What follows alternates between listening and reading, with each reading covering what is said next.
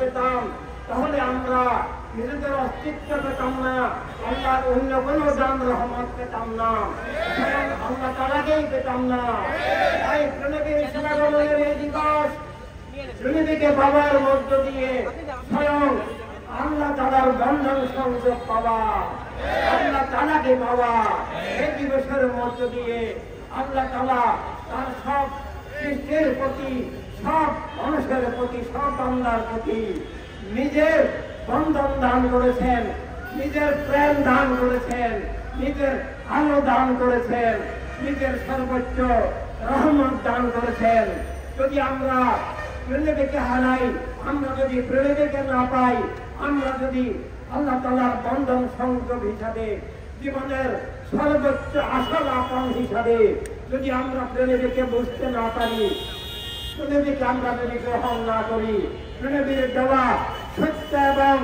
জীবনের আলোকমালা যদি আমরা গ্রহণ না করি, তাহলে আমরা জাহানে ধ্বংস হয়ে যাব, মিথ্যা জুলুমের গ্রাসে আমরা সর্বনাশ বিনাশ হয়ে যাব, এমনকি স্বয়ং আল্লাহ তাআলাকে হারাবো, নিজের অস্তিত্ব হারিয়ে ফেলবো। তাই প্রেমিকে পাওয়া একদিকে নিজের অস্তিত্বের যেমন সুরক্ষা, তেমন হবে সবচেয়ে বড় বিষয় স্বয়ং আল্লাহ তাআলাকে পাওয়া। আল্লাহ তাআলা প্রেমিকে দান করেছেন আমাদের জন্য, সমগ্র মানব মণ্ডলের জন্য, জীবনের পথ দিয়ে,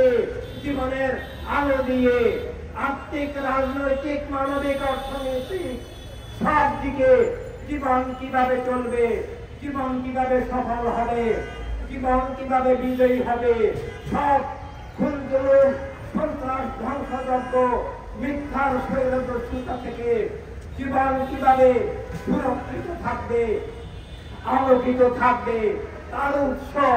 আল্লাহর হাবিব প্রাণিক প্রেমী সাল্লাল্লাহু আলাইহি সাল্লামের দেওয়া যে সত্য মানবতার মুক্তির দিশা, আত্মিক দিশা, যেটাকে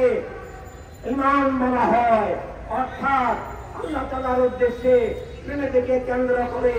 যে সত্যভিত্তিক জীবন, আল্লাহ তাআলার নামে যে জীবন, সেটাই সত্যই ঈমান, ঈমানেই সত্য। জীবনের আত্মপরিচয় যে আমরা মানুষ হিসাবে, সত্যপ্রাপ্ত মানুষ হিসাবে, মুমিন হিসাবে, ধর্মের সত্যের আলো হিসাবে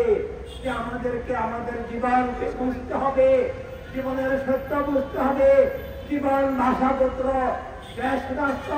লিঙ্গ, বর্ণ সকল বস্তুর ঊর্ধ্বে আল্লাহ তাআলা আমাদেরকে সম্মানিত করেছেন।